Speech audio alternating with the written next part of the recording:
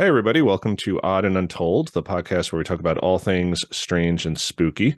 And I have many guests on the show that I often say that I could talk to them for hours. And joining me tonight is one of those guests, Heidi Worley, who was on a few weeks ago. So, Heidi, thanks for joining me again.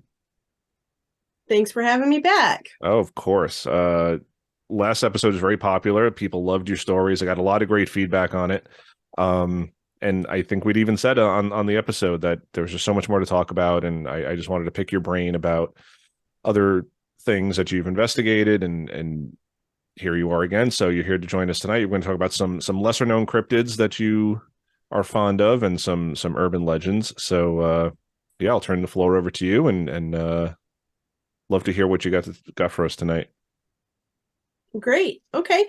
Well, a lot of my more favorite cryptids come from all over the world. They're not just in the United States. I'm going to go over a couple of them that are also cross-continental. I feel like a lot of the same cryptids are seen in many different countries, and they are entwined in the local folklore, but a lot of them have a lot of the same attributes. So I like bringing these ones up. Um, this one in particular is called the Van Meter Visitor. And this happened around 1903, so 100 years ago-ish. And it was seen by many prominent members of its community in Iowa. And it was described as being like half human, half bat in some of the descriptions, but most of the descriptions portray a creature that had membranous wings and a horn on its head that illuminated, like it could almost shoot a beam of light from this horn on its head, which I found very interesting. Um, and apparently, three people, including a doctor, witnessed this animal, and they eventually supposedly tracked it back to an abandoned coal mine where they not only encountered one, but they encountered two. There was a smaller one with it, like a juvenile, perhaps. And they apparently walled off the mine or bricked it up. They basically closed it off so that these creatures could not escape. Um, so I really like this particular account because there have been more recent accounts of another creature in Papua New Guinea called the ropen. Now, this particular cryptid has some controversy to it because it was first documented by a gentleman named David Whitcomb, who is a creationist. And he actually went to Papua New Guinea to try and prove his theory of creationism, which is basically the theory that the planet is not nearly as old as it is. It's only like 10,000 years old, and humans and dinosaurs, they walked the earth at the same time. So, but according to local tribes, and this David Whitcomb, there are these creatures on Papua New Guinea called the ropen, which look like pterosaurs. They have long, thin tails with spades at the end, like diamond-shaped spade at the end of the tail. They have the membranous wings. They have been estimated in size from 6 feet to 23 feet, but the interesting thing about them is that they apparently have bioluminescence. So they glow in the night and they create these big flares of light in the dark, according to the native tribes there. And I find that very interesting because their descriptions kind of match this same creature from the Van Meter Visitor type sightings. So I really love that story, Yeah, or that's those two cryptids in particular. Yeah, and it's interesting that you mentioned these ones from Papua New Guinea because I've only heard of the Van Meter monster somewhat recently, which was odd for me because I've Mhm. been researching cryptids since I was a kid, and it just never really seemed to be in any. I guess it was never in any of the books that I read, or maybe I just passed over the story. But I do remember because there are some similarities to like say Mothman, where it's this flying humanoid. But I remember hearing that for the Van Meter visitor, it did have more of like pterodactyl wings, whereas Mothman was more bird-like Feathered or or feathered, Mhm. or and some accounts had bat wings, but uh, the head and like you mentioned, the horn, the bioluminescent horn, but everything about the Van Meter monster seems more pterodactyl-like, whereas Mothman is Mhm. more bird-like, owl-like. Um, Again, with the red glowing eye. So there are these like similarities between them as far as like flying humanoid and the glowing part of the body, but it's a different part of the body. Whereas Mothman, it was the eyes, and with the Van Meter monster, it's the horn. So very interesting that there's like this similar yet very different cryptid where Yeah. flying humanoid, Well, but and the Van Meter monster was also said to have kind of leathery or scaly skin, which is not really in a lot of the Mothman type descriptions.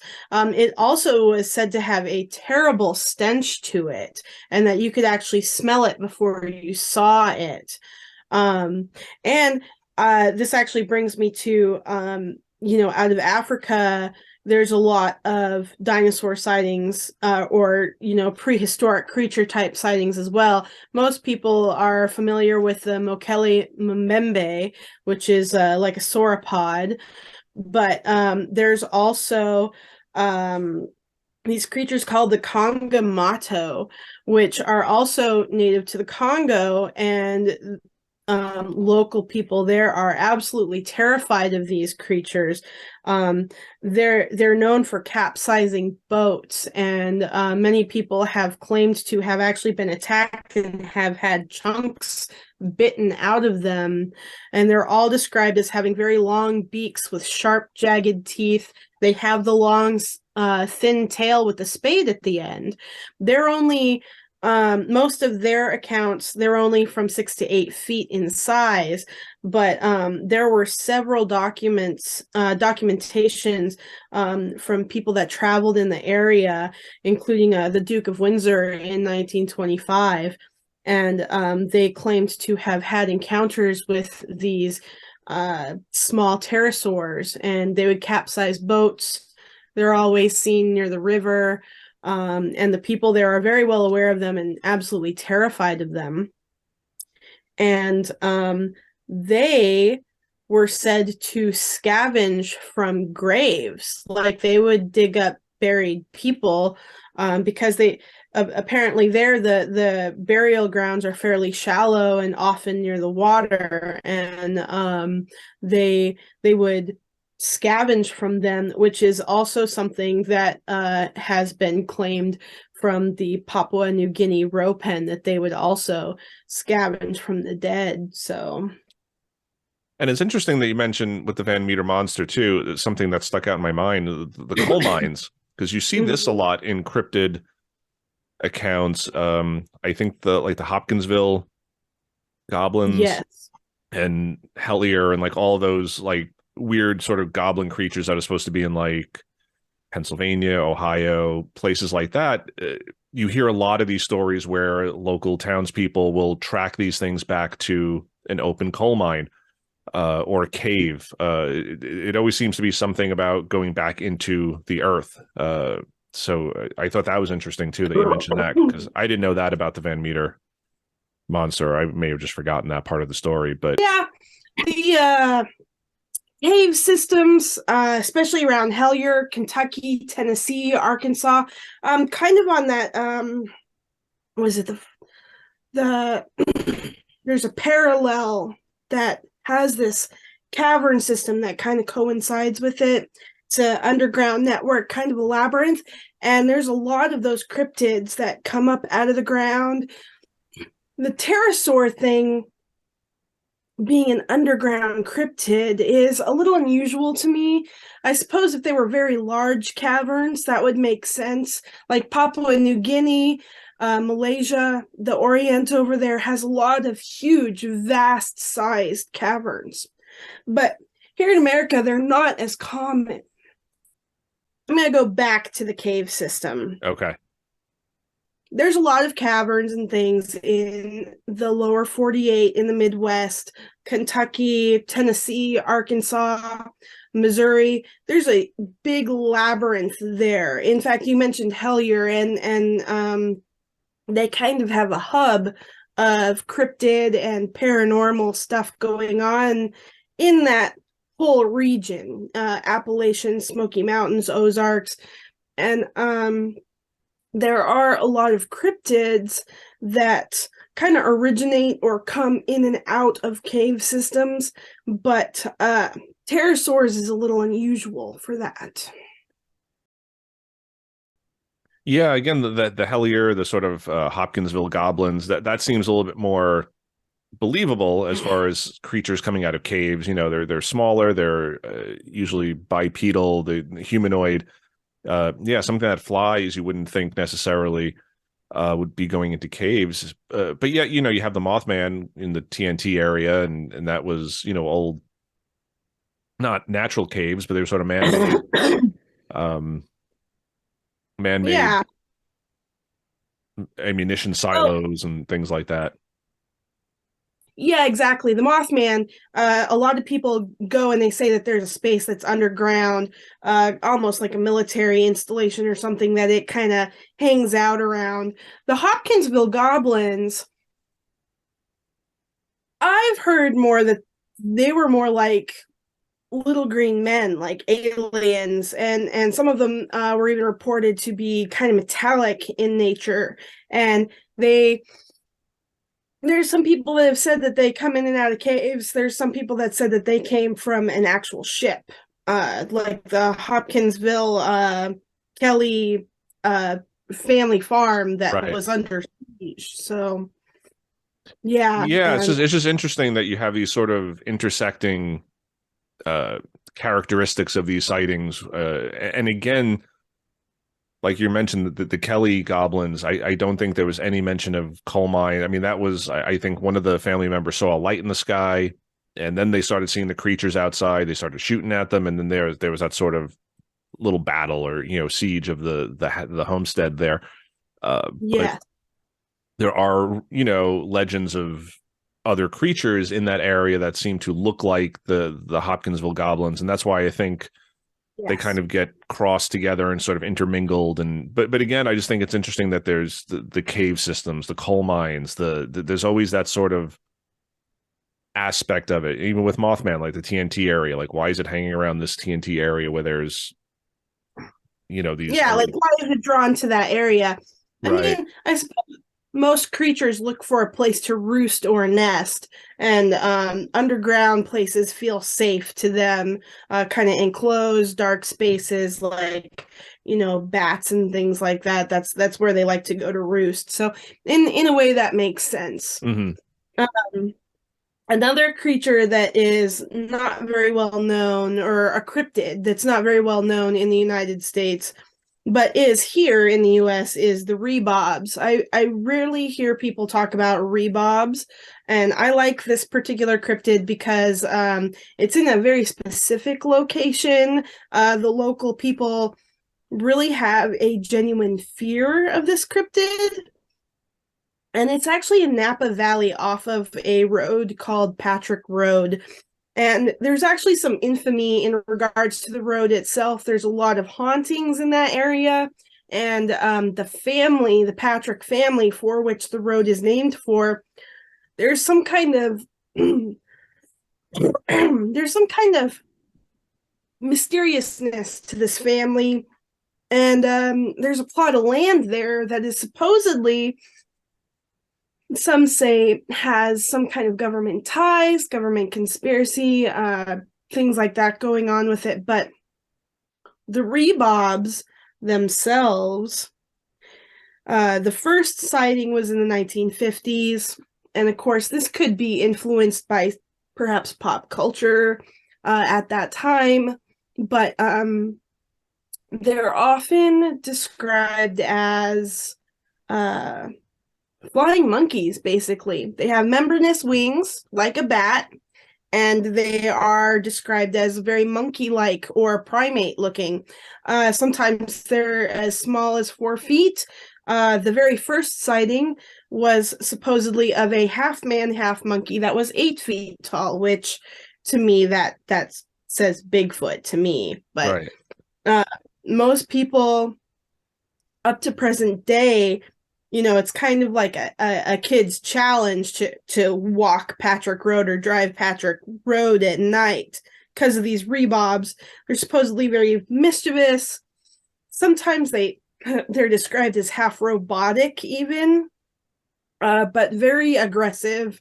They'll chase you. They have sharp teeth. Some of them claim to have sharp talons on the end of their wings. They'll chase your car down the road, kind of a thing. And I find that quite fascinating. I often wonder if it was influenced by like The Wizard of Oz and the Flying Monkeys from then, which came out in 1939.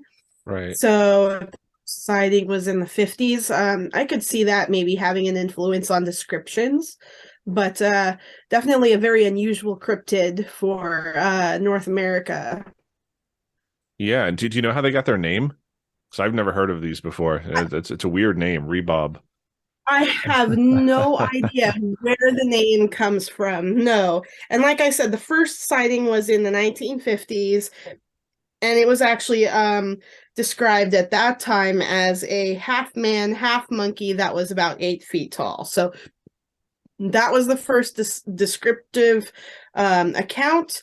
And to me, that sounds like Bigfoot.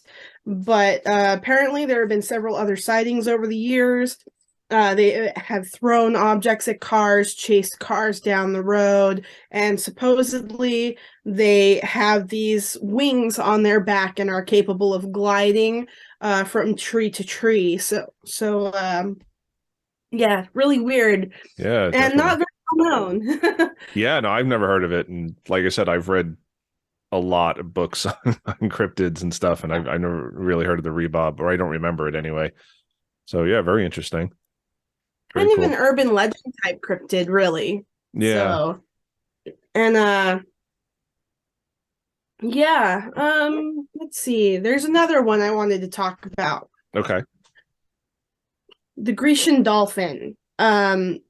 This particular creature was actually sighted in the Mediterranean Sea on 2 occasions, supposedly. The first one was by a tourist from Australia, and he was on a cruise along the Mediterranean coast, and they were kind of near some caves that are out there on the cliffside. And he actually took a photo of this creature. Supposedly, he didn't know he had taken a photo of it until he actually developed the film and seen it.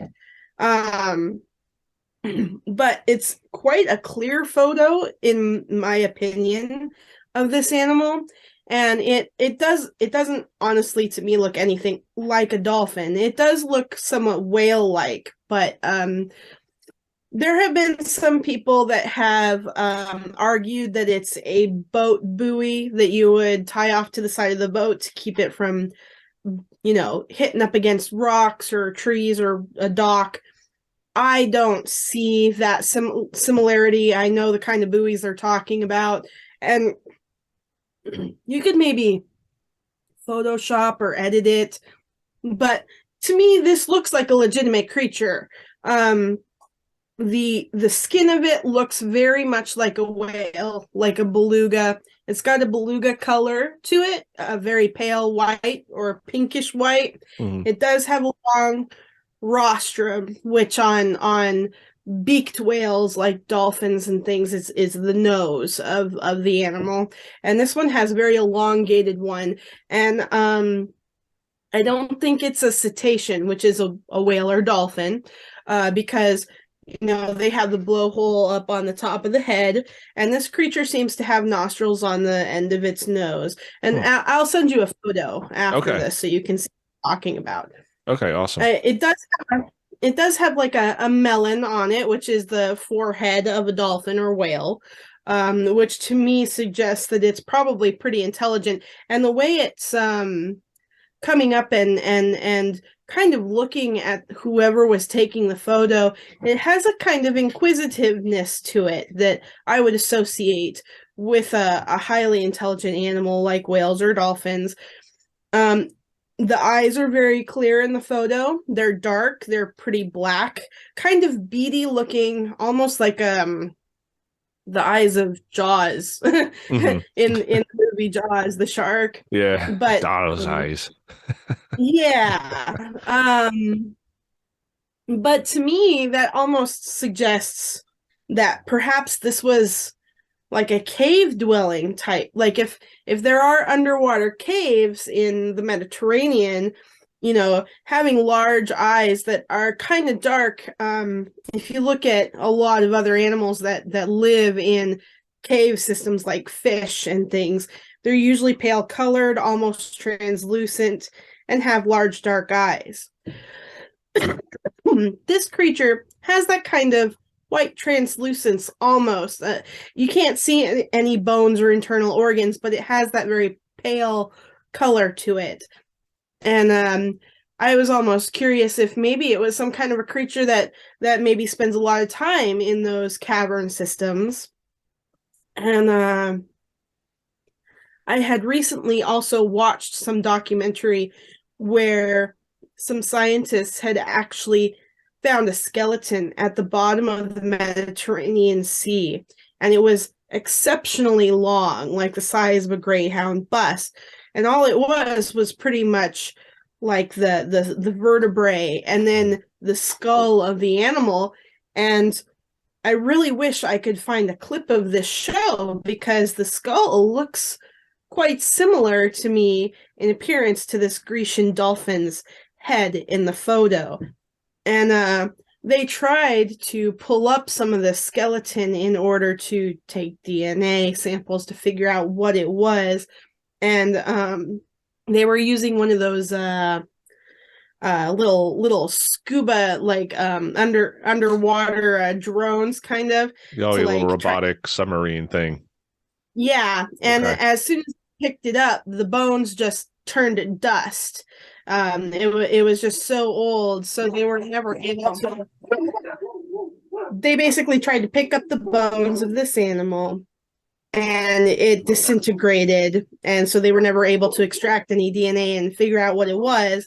But they were almost positive it had to have been some kind of prehistoric type of creature, or almost some even suggested like one of the serpents that was in a lot of old um folklore about being having dragons in the Mediterranean Sea, because it didn't really match up to a whale's anatomy apparently.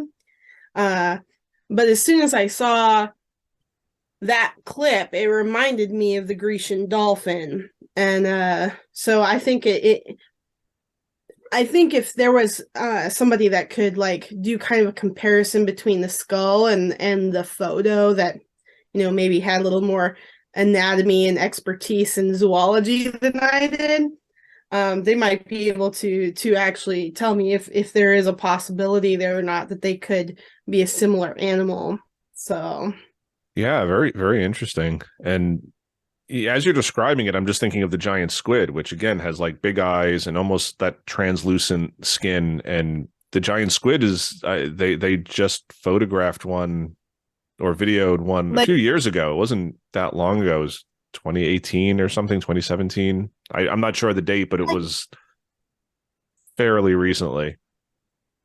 I'll actually send you a link because I just was watching the other day about 2 months ago that some Japanese fishing boats videotaped one close to the surface, and it was oh, I think about 30 or 40 feet long, and it was alive. It didn't look like it was in great shape, but definitely a colossal squid. I don't know if it was an actual colossus or an architeuthis, but it Okay. was one of the two. So Yeah, interesting. And the ocean just is creepy. There's a lot of stuff. I mean, we don't know a lot of what they say. Like we know more about the moon than we know about our own oceans, and we've explored more of the Yeah. moon than our own oceans. And I mean, we can only go so deep. So God knows what's living below that sort of threshold where we can go and explore, and what comes up to the surface every now and then just to kind of take a peek at us. Yeah, and they say that if there are any mega relics or mega creatures, fauna that are still alive on the planet, they're probably in our deep oceans. In fact, there's another cryptid off the coast of Malaysia. Um, oh gosh, it's called conrit, which actually means like millipede or centipede.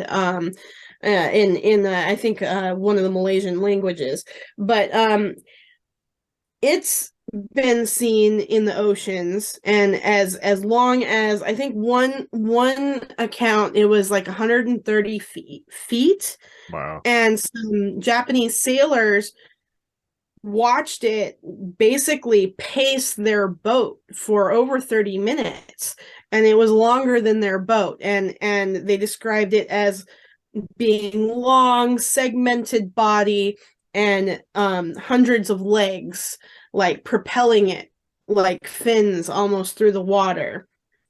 And there's actually a few kind of creepy centipede like things out there that there's I think it's called the Tetzlin death worm of Mongolia. Hmm.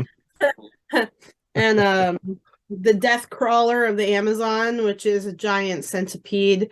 uh that would probably be the most terrifying cryptid in my opinion to have to come across. It would be a giant centipede. Yeah, centipedes are creepy enough as it is, not much less a giant one. But yeah, Yeah, that yeah. a swimming centipede following your boat for 30 minutes longer than your boat. I mean, that's just freaky. They said it was over 3 feet wide, and yeah, 100 and some odd feet long, and that it was its legs could propel it fast enough that it could keep pace with their ship. So that's pretty interesting. Yeah. Um, when I was living in Arkansas, I did at one time come across a giant red-headed centipede, and they say those things grow 6 to 8 inches, but I could swear that thing was a foot long. And I was actually hiking with my dog and had come up onto these cliffs, and it was sitting there sunning. And as soon as it seen my dog, it actually reared up, kind of like a Wow. snake would. And it was a really terrifying insect. I would not want to mess with No, that. no, that's not cool. Big insects. Yeah. Yeah, no, I'm good on that. Yeah, me too. Me too. So, Cool. So but go ahead. no, I was gonna ask what else you got on the Um, agenda here? well, I do have another cryptid that's a lesser known cryptid, and it is an insectoid. Have you ever heard of the Mantis Man from New Jersey? No. Which is Okay, weird because I live right next to New Jersey, so okay. Um, well, I think it's called the I'm gonna butcher this name. The Musconton River or Muscongeton River. It's a long name. I always okay. want to say muskie because I think of the fish musk. But there have been 3 sightings of this particular cryptid, and they started around 2004 up until 2014. There have been 3 sightings of it along this same river, which I think is very interesting. Outside of I think the town is Hackett. Okay. Um, but two of the sightings were from fishermen. The first sighting was from a man who is apparently fly fishing with his boss, and they were in hip waders out in the river, and this gentleman caught movement out of the corner of his eye, and he said he turned and looked, and there was this 7 foot tall Mantis Man. He said it had the body of a man, but it had these long, spindly or gangly legs that were kind of segmented, and it had a giant triangular head with slanted eyes. And he said that as soon as it realized he could see it, it camouflaged itself. It basically went invisible and cloaked itself, which is very interesting because the second account, this happened again. The first man, I believe he described it as being a greenish brown color. The second person that saw this, I think, was in 2012, so several years later. Said it was a grayish brown color. Also described it as having a triangular head, very gangly limbs, and that he saw it while it was moving, and mid-stride it like cloaked itself and went invisible. And he said that when he saw it, he felt a strange like buzzing in his ear, like a vibration in his ear that made sound. And then the last sighting in 2014, which was just a couple of years later, was actually a man driving home from grocery shopping, and he was driving along a stretch of the road that followed this river, and he turned and looked and saw it standing in the water. And I believe he also described it as being greenish brown in color and near 7 feet tall, and also having the triangular head. I don't think there was much description of its body, but the head is what stood out, I think, to him. So, and yeah, see, I've never heard of that. And maybe the Jersey Devil just overshadows Mantis Man. So there's a deeper lore with the Jersey Devil, for sure. Yeah, but it also reminds me a little bit of the Loveland Frogman. Yeah, it's in water. It's kind of humanoid, but I mean the triangular head and big eyes. I mean, you can almost also think frog, possibly. So that's interesting to me. But of course, Loveland is not New Jersey, so. And there's also, there's a type of aliens that are called mantoids or insectoids. And they're often also kind of correlated with the alien grays, the more classic grays, but they still have those larger heads and the big eyes that are slanted like that. And so I don't know if I've heard some people say, well, maybe it was they're stalking people for abductions. I've heard some people say, well, maybe it was one that got stranded here for whatever reason and is stuck here now. And so it just kind of hangs out in that area. I don't know. I'm not sure, but it's probably one of those type of cryptids that hides in the cavern systems out there and comes in and out. Yep. They're all we got to do is go look in the coal mines. All the cryptids are hanging out down there. Mothman and Van Meter Visitor and Mantis Man. They're all hanging out in the coal mines. Yep. I feel like I would have a real heyday living in the Appalachians or in that part of the country. I would have limitless resources of things to go and explore and investigate. Yeah, definitely. And yeah, I don't know if you're familiar with the missing 411 sort of phenomenon. But that is also correlated to the cave systems. They, you take a map of all the disappearances in the United States and kind of overlay that with the cave system. I mean, not one for one, but you can definitely see the pattern of the caves and then the pattern of the missing, and it's very close. So very interesting. It's quite uncanny when you overlay them. Yes, the amount of disappearances along that, and it also follows that one parallel that seems to I don't know if it attracts that kind of energy or what it is, but there's a certain parallel that runs right smack through the middle of the United States, and seems to be a lot of high strangeness in those areas. So Yeah, I know you're. I have to look that up. I forget what my mind keeps saying the 39th parallel, but I don't think that's it. I think that maybe more military or something. But I do know the latitude line that you're talking about, where it I was going to say the 36th parallel, but okay. yeah, it's something along those Something along lines. those lines. Yeah, I have to look that up. But yeah, I know what you're talking about. And yeah, it's a lot of high strangeness just occurs. Yeah. Again, you can map it and there'll be the deviations up or down, but it's usually right across that line. Where Yep. the And it majority of runs them. right through. Yep, it runs right through like Arkansas, Kentucky, Tennessee, the Appalachias, even New Jersey is, I think, is right along that line there. So Wow. yeah. Very cool. Very cool. As for urban legends, I wanted to talk about and this doesn't just have to pertain to cryptids. This kind of covers, I think, a scope from paranormal to even some Bigfoot, cryptid, and high strangeness of that nature. It's not just cryptids. It kind of crosses over into paranormal as well, and maybe even a little ufology, but Okay. mostly I think cryptids and paranormal. So I wanted to talk a little bit about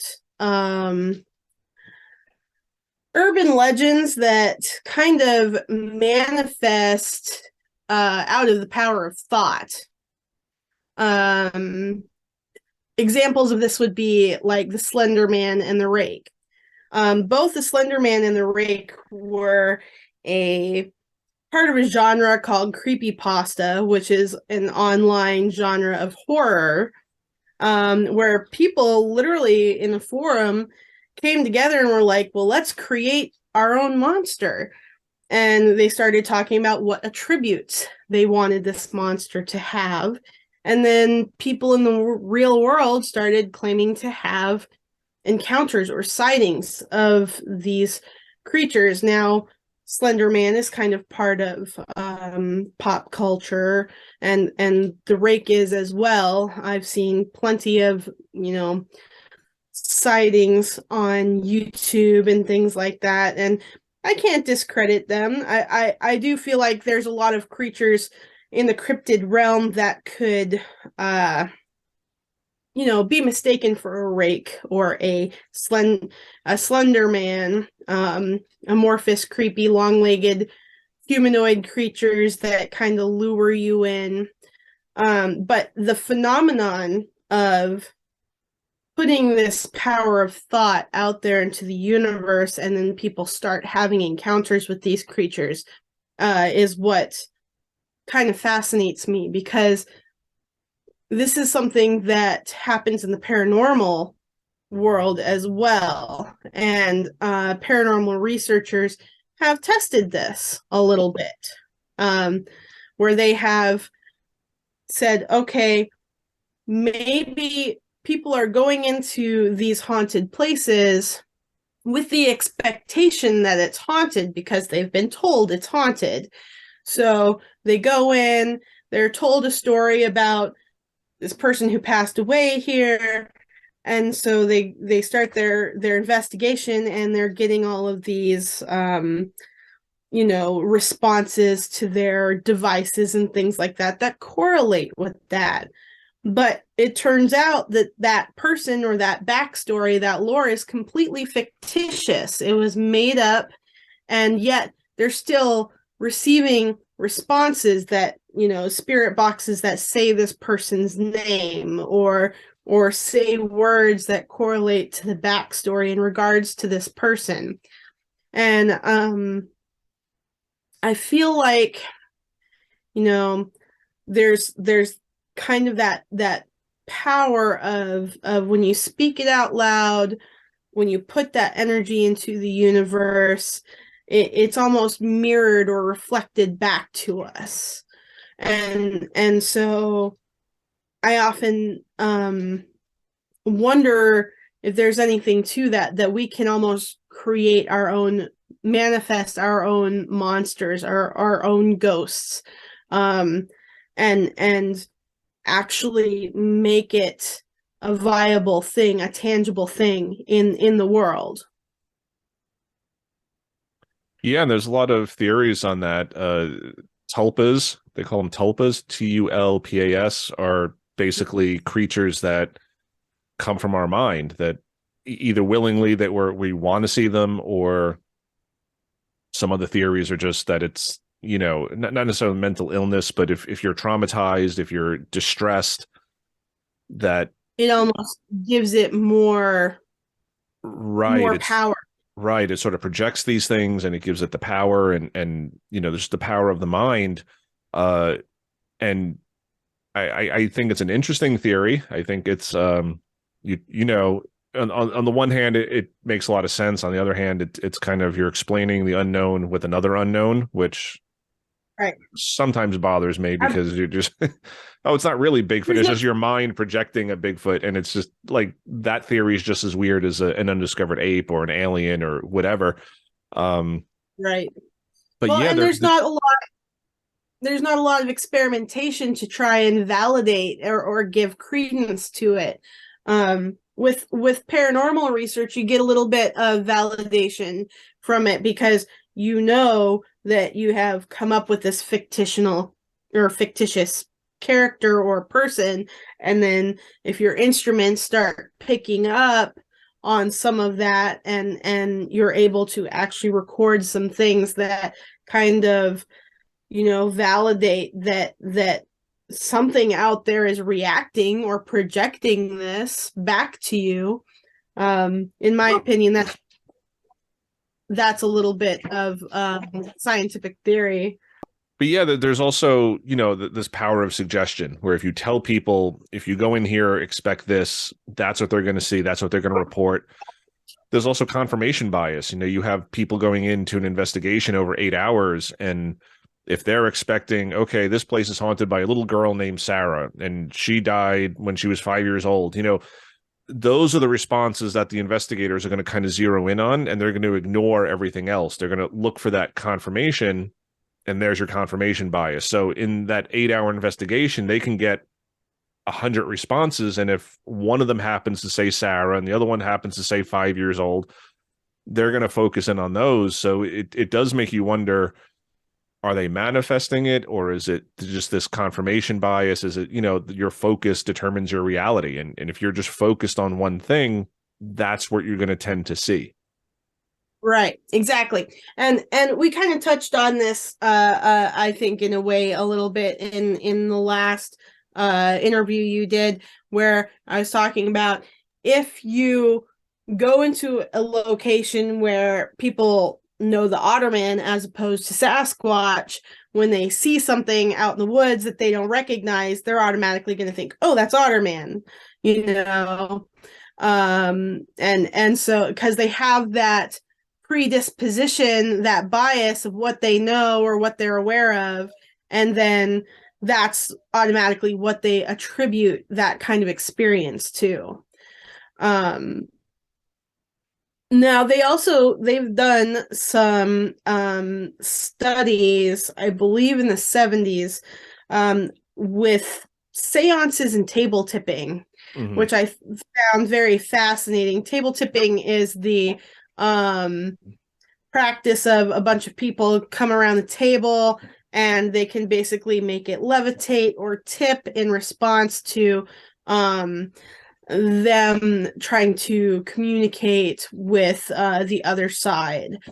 In the 1950s, they had these table tipping seances, and they were studying it because they were trying to use a controlled environment where they knew there was no history of hauntings. There was no history of spirits at the location, and they were using people that had no belief in ghosts, had no belief in the paranormal or the spiritual, and they were trying to see if they could recreate a floating table effect or a tipping table effect just out of giving these people the idea that they could make these otherworldly connections even though they weren't there. And they actually did have some success in making tables supposedly levitate or tip over or fall. And the power of suggestion, you know, was kind of what the variable was there. They wanted to see these if just the suggestion that it existed was enough to give people the results that this could actually happen, this supposed, you know, kind of supernatural effect could happen with an inanimate object, and these people just putting their power of thought into the belief that it exists, for, you know. So I kind of like to think on a broader scale, like with the Rake or the Slender Man.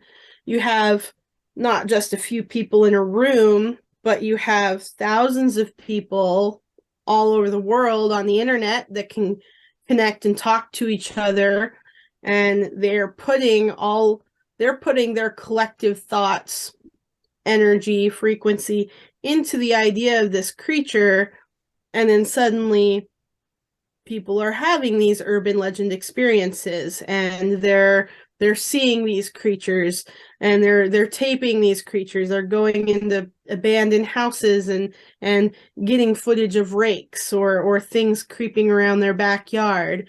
And now it's they're fairly commonly known cryptids. Yeah, I mean, there was a Slender Man movie. There was, I think there's some lower budget movies about the Rake, and you just hear about these things, and I think a lot of people don't even realize that these were just made up. These were internet. I don't know if it was a contest or, like you said, like it was just a group of people sort of came together and created this as a group, creepypasta, and just, oh, let's make Slender Man. And before you knew it, people were actually seeing Slender Man out there. So it makes you wonder again, yeah, like, is this being manifested? Is it really there for people to see, or are people just seeing other things? And then because they have power of suggestion is right, taking over.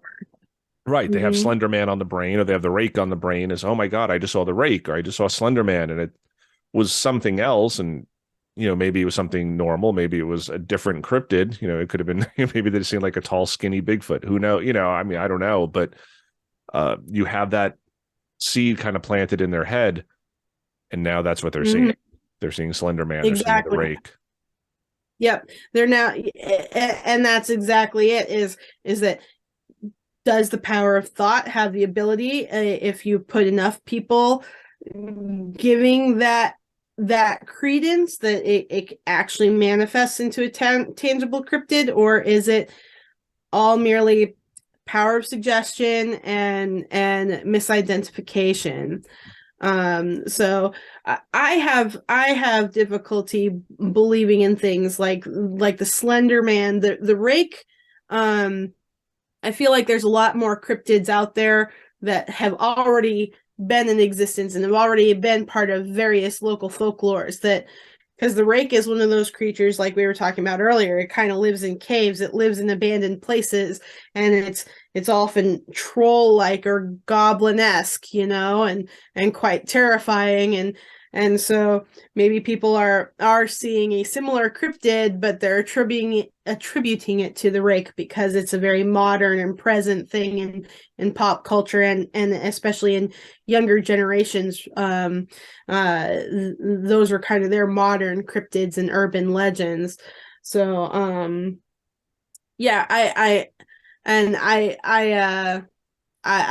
just find it very interesting that it's also a phenomenon that happens both with paranormal as well as cryptids. Right. So right. Well, yeah, I think when you're talking about the unknown, there's so much of our imagination that just has to kind of fill in the blanks, whether it's Bigfoot, whether it's aliens, whether it's ghosts, or any other cryptid. There's just so much we don't know. So I think our brains just fill in the missing information, and yeah, you're bound to get some of these like cross contamination and mistaken identity. And well, what was that? Was it Bigfoot? Was it Otter Man? Are they really two different things?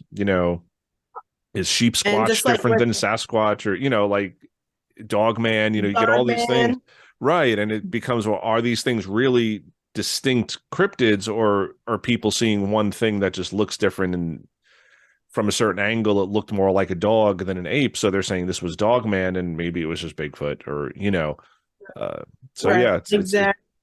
very interesting stuff.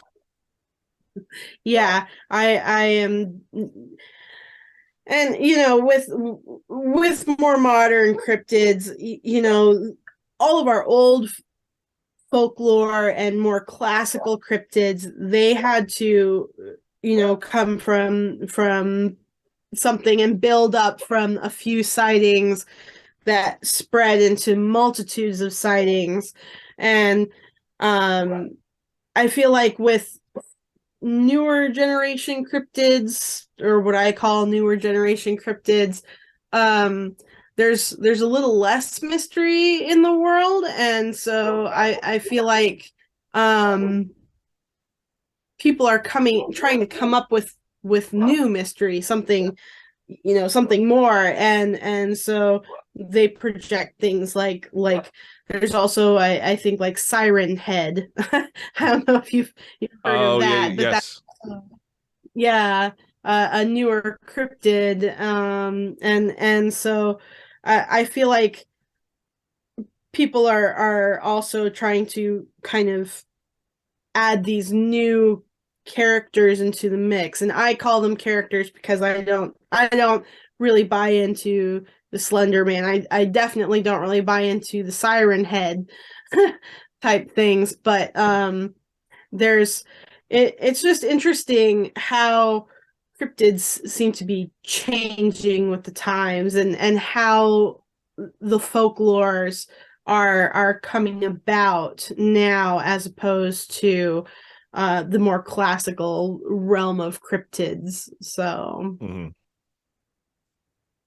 Yeah, definitely. The yeah. Siren Head thing, I think that was just like somebody did like a YouTube video, or because I remember my son showing it to me a few years ago, and he was laughing. He was like probably 12 or 11 at the time, and he's like laughing because he's like, "Oh, people think this is real," and it was a fairly realistic looking piece of footage. But then you had this giant creature with a siren or what it looked like a siren for a head, and it's walking through the town, and it was clearly fake. I mean, it was very well done for amateur CGI, but the fact that people were watching it and like, oh my god, and oh, I've seen the same thing, and it's just weird how things like that perpetuate throughout the culture, like once it's out there. Yeah.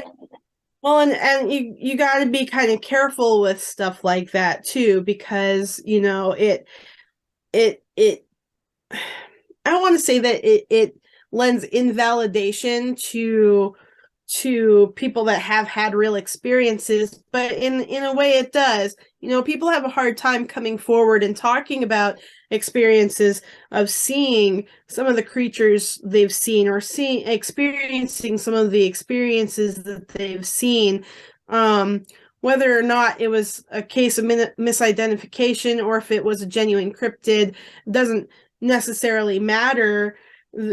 Is if it's a real experience to that person, and that person felt real fear, or real adrenaline, and they have a hard time opening up and talking about it, because they don't want that scrutiny Right. from the public eye. And so when you get things like the Slender Man and the Rake and Siren Head and things like that are coming out, and people are CGIing these videos, and they're making up their own monster stories and things like that. It makes it harder for people that have had real genuine experiences, life-changing experiences, to come forward and talk about it, because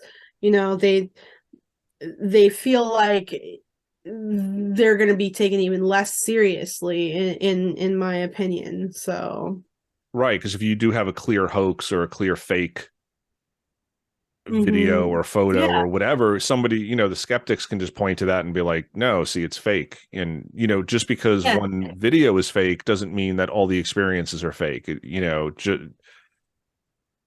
That's really sort of biased thinking and very simplistic and not really scientific at all to just, because I can take a picture of my, I could put a stuffed tiger in my backyard and take a picture and be like, oh, that tiger's fake. So therefore every tiger in the world is fake. Anybody who's ever seen a tiger has been mistaken. And that's not the case.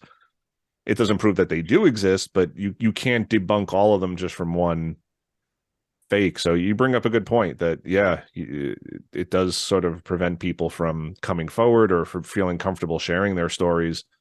And Mm. again, it doesn't mean we have to believe everybody, everybody who says they've seen Bigfoot or a UFO, you don't have to believe that that's what they saw, but I think it's good to believe that people had an experience. They saw something, Yeah. and I definitely I see a lot of people that get interviewed for sightings and things like that, and you can in with some interviews you can really tell that person is like reliving that moment as they're talking about it, and you can see that it unnerves them. And for me, that lends almost more credibility than any photo or anything, because that person, whatever they experienced, whether it was an actual cryptid or a misidentification, it obviously really shook them. And there's other times I feel people are a little bit showboaty about their experiences, and I'm I'm less inclined to find those stories and accounts um as credible and genuine, simply because I feel like if you have had an experience, well, and I should back up a little bit. Some people experience things frequently or more frequently than others, and so sometimes they become desensitized to it, and but there's people out there that I see their interviews and I'm like, I don't know, I feel like if I had been in their shoes I'd have been pretty shook up about that, even as enthusiastic and into this topic as I am. If I were to ever have a face-to-face encounter with a Bigfoot, I would probably be quite terrified. So I would I would feel like that would be the same kind of thing that everybody would, a bit of shell shock, in those experiences. yeah, it's something, if it's something that shouldn't exist, if it's something you're not expecting, it's going to scare you. And I'm the same way. I find those stories and those storytellers, when they're clearly shaken up, when they're clearly upset by this, by what they saw, by what Unnerved. they experienced, unnerved, and just, you can see them shaking. You can just feel the emotion when they tell these stories. That's very different than the person who just comes on, oh yeah, I saw this and that, and I got 12 Bigfoot living in my backyard, and they come over for dinner every Sunday night. And it's hard to believe that, because again, if you're seeing Yeah. something that's unbelievable, you should be shaken up, you should be a little startled, you should, and again, I understand some people are going to be more willing to be forthcoming about their stories, but like you said, the people who are a little bit more showboaty, again, it doesn't mean they didn't see it, but it just, you raise that eyebrow to those people versus the people who are really shooken Right. up about it. And you say, all right, this person saw something. Maybe they didn't actually see what they're saying. Maybe it was a misidentification, but they believe they saw something they couldn't explain. And that Yeah, alone you is just interesting to me and worth exploring. compelling. It's Compelling, very right? compelling when you see that. Yeah. Yeah, you can see that their reaction on their face, like they're reliving that moment, and yeah, that makes it more of a compelling encounter to me for sure. So, Yeah, because again, most people, if you're in the woods and you see Bigfoot, your first inclination is probably going to be, is that a bear? Is that a moose? Is that something that I'm just misidentifying? Like, that can't be Bigfoot. What is it? So right. your brain that's how we're wired. Like we are wired to try to make sense of our world. So if you see something you don't understand, I mean, that's why we love mysteries. That's why we love problem solving. That's why we are a society, and that's why we advance as a civilization. We're here to solve problems. So if you see something you don't understand, your first thought is going to be like, well, hey, that light in the sky, does it have navigation lights? Can I hear jet engines? You know, is that a plane? It's only when, and again, these are like split second things in your brain. It's only when those things stop making sense, when you're saying, okay, that's not a bear, it's not a moose, it's not a person. What are you left with? Yeah. And that's And what it's scares people, because they're like, I couldn't make sense of this. I couldn't debunk this. Yeah, and it's a life-changing event afterwards, and you're trying to make sense of it to yourself and try to rationalize what just happened. That does leave a lasting impression on you. At least, the encounters that I have had, and I call them encounters, like, you know, I didn't see anything, but I had an experience. But those experiences have stuck with me over the years, and they have changed my outlook. They've changed my point of view on things. I was always pretty open-minded, but it really kind of solidified the possibility, and how real that possibility could be. So yeah, those kinds of things are definitely factors that I take into account when I'm doing my own research and talking to people myself. And so with these more modern cryptids, and I call them more modern cryptids, more recent urban legends that have manifested into, modern folklore, I guess, for lack of a better term. I I have never spoken one-on-one with somebody that has had an actual Slender Man encounter. And, there are people out there that I have seen that have talked about an experience that they've had or seen something, and they looked like they had a very sincere fear. Whatever it was genuinely shook them up. And so for them, that could be a very genuine Slender Man encounter. That's what they saw, that's what they experienced, that's very real to them, kind of a thing. So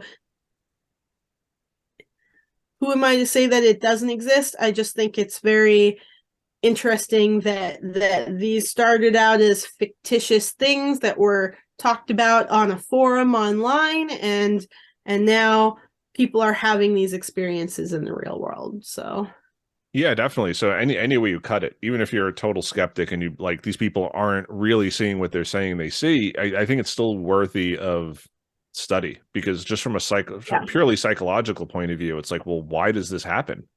And how can yeah, this be used to explain other things?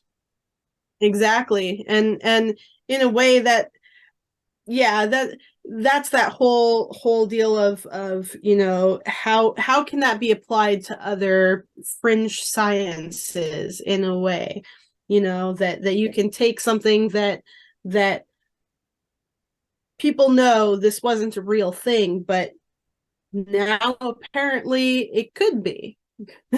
Right. So Right. Yeah. yeah. Cool.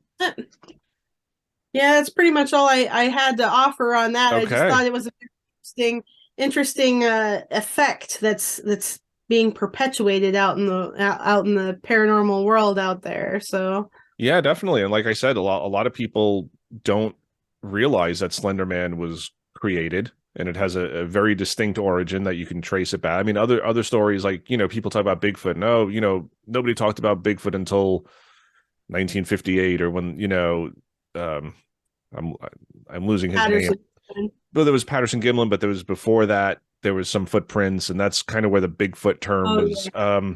Oh God, it was like at a construction site. I'm blanking on the name, but I I couldn't recall either. I can't yeah, tell you what you're talking about. right. But but there's distinct moments where people can say, "Oh, here in the media is where Bigfoot sort of became big, and that's why everybody's seeing Bigfoot." But you dig a little deeper, and you're saying, "Oh no, this goes back to the 40s, Much to the further. 20s. You have Ape Canyon. You have now you go into the 1800s. You have so you can trace the Bigfoot legend much further back. It's not just this one moment in time. Whereas with Slender Man, there is. You can kind of go back and say, okay, before this point, it was created on the internet. There was no Slender Man. There were other Yeah. creatures or entities that maybe people could point to and say, the Grinning Man or Indrid Cold or the Mad Gasser of Mattoon or, like all these like weird, enigmatic, skinny men. Same thing Yeah. with the Rake, you can kind of maybe a Wendigo or maybe, Walker. right, Yeah. right. And so There's there's yeah, yeah, there's a lot of creatures out there that could be comparable to a rake. It's a little more, I don't want to say amorphous, but it's more malleable to fit into other narratives of cryptozoology. But the Slender Man, he's he's a very kind of distinct figure in modern cryptozoology. He is a humanoid, and yeah, tall figure, faceless, supposedly can take on the faces of people to lure you in, kind of a thing. But he's kind of in his own realm of cryptid. So yeah, very distinct, and exactly prior to this point there were not any Slender Man sightings. There were like doppelgangers or changelings that right. could take on the appearance of others, but they don't fit the same narrative of the Slender Man himself. He's got some distinct traits to him that wouldn't fit other narratives. So, Yeah. Okay. and even things like the Patterson, like with Bigfoot, the Patterson Gimlin film, there's still, there's always going to be controversy. I was just reading an article the other day about how they had done some artificial intelligence where they have stabilized the Patterson Gimlin film and have brought it back to full resolution, and there's a lot of people arguing you can tell it's a suit now, and things like that. And it's like it is always going to be a matter of controversy until you actually have the cryptid in the flesh. You can try to disprove or prove it as much as you want, but until we actually have the solid physical evidence in front of us, it's always going to be a matter of debate. Right. Absolutely. Yep. So same with all the other cryptids out there. Yeah, So exactly. Until we find them, there's no proof, and if there's no proof, then they'll still be a matter of debate. So yep. So cool. Did you have any other ones you wanted to talk about, or no, I don't really have any others that I can think of talking about right now. I mean, there's a plethora of them out there. I'd be happy to talk some more again on other ones in the future if you want. But yeah, definitely, definitely. Because these were fun shows, and this was informative to me because like most of these that you brought up, I'd either never heard of or I just learned about fairly recently. So this was yeah, educational for me as well. So thank you for sharing. I'm sure the viewers will love hearing about these, and I'll try to post as many absolutely. links as I can.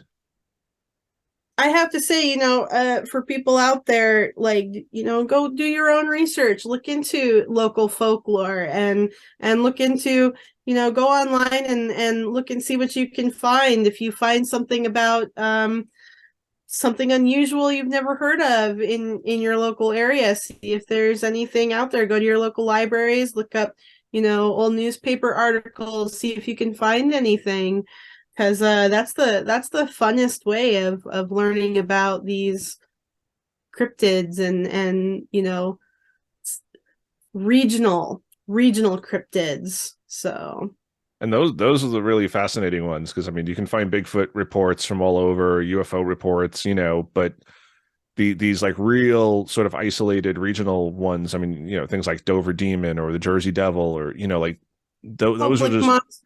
right, Mm-hmm. right. They're a little bit more folklorish and or urban legend sort of things, Yeah, but they're much more sort of self-contained and for me that makes them much more interesting. Whether I believe them or not, that's a different story, but it does make them more interesting to me because they're just like this sort of isolated thing. And it's like, yeah, why doesn't, why don't people see the Jersey Devil anywhere else? Why did the Dover Demon only show up, twice, in that one night and never again? It's like Bigfoot sightings are a dime a dozen, but these other creatures, Van Meter visitor, like it kind of happened that one night and then that was it. Yep, Um, so exactly. so yeah, that's good advice. Do your local research and find your own local little cryptids and local And then monsters. share them. Share Yeah. them with the world because I want to hear about them. Yeah, exactly. We all do. Awesome. So All right. Heidi, thank you so much for coming on again. I definitely want to have you on again. So if you pull together some more cool unknown or lesser known cryptids, we got to do this again. This is cool. It was cool talking to Okay. you. Yeah. So Absolutely. Sounds good. Thank yeah. you. So thank you again, Heidi, and we'll be in touch soon. Okay. Have a All right. good night. You too. Take care. Bye. Bye. Okay, so I want to thank Heidi Worley for coming back on the show. Really cool stuff tonight. She gave me an education on some lesser known cryptids. I thought I knew most of them. Not all of them, but some of the ones she mentioned I really should know about, especially the Jersey Mantis Man, because I'm on Staten Island. I'm very close to New Jersey. I know all about the Jersey Devil, but I never heard about the Mantis Man. So very cool. So again, thanks to Heidi for coming on. She's always great. I would love to have her on again, and we will plan that. So if you guys like Heidi, leave a comment below. Your favorite cryptid, whether it's well known, lesser known, unknown to us, if it's just local to your little town, and you have a favorite cryptid, let us know. We'd love to hear about it. And until next time, everybody, rock and roll. Moonlight glowing, it fades on me and you, casting dancing shadows.